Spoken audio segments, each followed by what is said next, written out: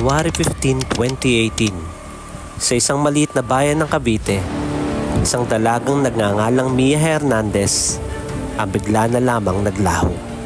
Isang gabi, lumabas siya ng bahay upang bumili ng pagkain sa convenience store. Ngunit, hindi na siya nakabalik.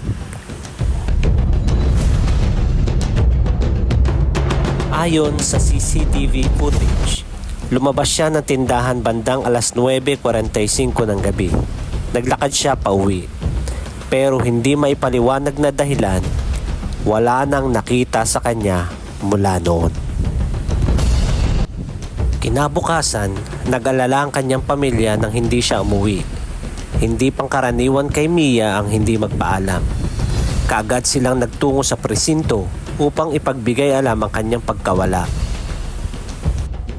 Nagkaroon ng unang investigasyon ang pulisya at sa pagsusuri ng CCTV, napansin nilang may isang itim na sasakyan na tila sumusunod kay Mia sandali bago siya nawala. Ngunit hindi malinaw ang plaka ng sasakyan. Lumipas ang isang linggo, ngunit walang anumang bakas ni Mia. Wala siyang naiwang palatandaan. Wala rin naman siyang kaaway. Hanggang isang araw, may isang magsasaka ang nakatagpo sa isang pulang sapatos sa isang masukal na lugar. Kaparehong sapatos ni Mia. Noong huling gabing nakita siya.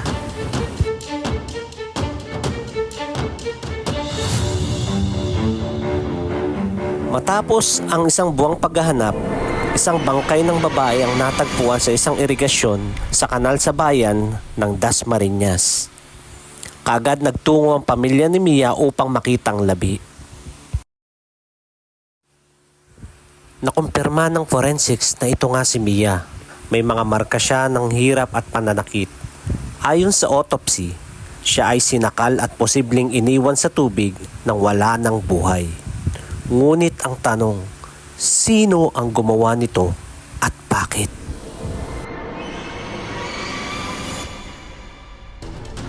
Nagpatuloy ang investigasyon at natuklasan ng pulisya ang isang tawag na natanggap ni Mia bandang 9:30 p.m. Ilang minuto bago siya lumabas ng convenience store, ang tawag ay mula sa isang numerong hindi nakarehistro sa kanyang phone book. Sa pagtutok sa phone records, lumabas ang pangalan ng isang lalaki na Luis de la Cruz, isang dating kaklase ni Mia.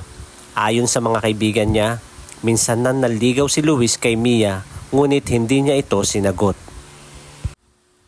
Sinundan ng pulisya si Luis, ngunit itinanggi niya ang anumang kaugnayan sa pagkawala ni Mia. Ngunit isang saksi ang lumutang, isang tricycle driver na nagsabing may nakita siyang babaeng tila ikinarga at ipinasok sa isang itim na kotse. At ang mas nakakagulat, kotse ni Luis ang inilarawan niya. Matapos ang matinding interrogation, napilitan si Luis na umamin. Sinundan niya si Mia noong gabing iyon at nagmakaawang makipag-usap pero tumanggi ito kaya nagalit siya. Hindi niya raw sinasadyang saktan ito pero sa sobrang galit, nasakal niya ito hanggang sa mawalan ng malay. Sa takot na mahuli, isinakay niya ang walang buhay ng katawan ni Mia sa kanyang sasakyan at dinala sa liblib na lugar.